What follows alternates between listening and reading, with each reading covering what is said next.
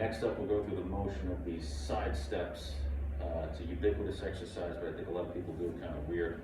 So I'll go over some details to how I think you can perfect this. So first we'll just practice the easier way to execute, which is with your legs straight, your knees are extended.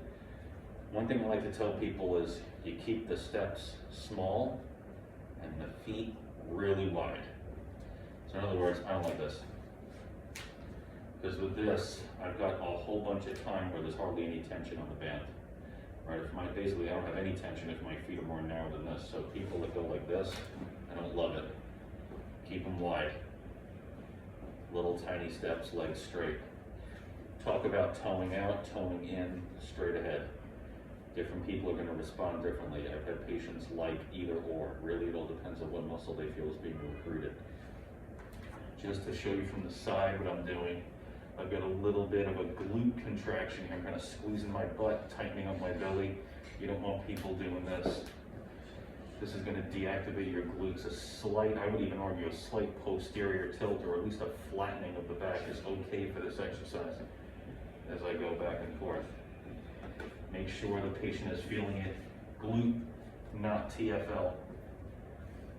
Very easy to get the TFL to fire, especially with the legs straight. So mess with foot positioning and make sure that they're feeling it with their pelvis positioning being right. Make sure they're feeling it in the right place.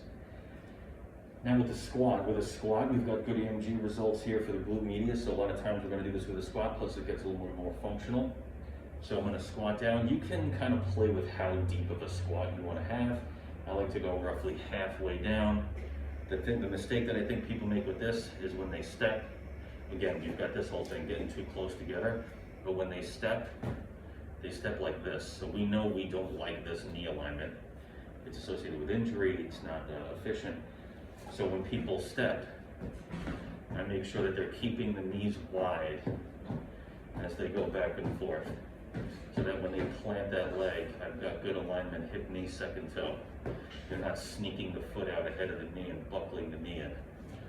So you guys are practicing this. Make sure that you're staying low and that you're getting good knee alignment either way.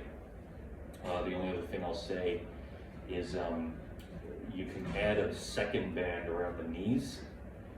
It adds more tension, but it also gives a good cue to not have the knee buckling, right? So I'll have a lighter band just to cue people to keep this here, because the real tension mostly is coming from the band around the ankles.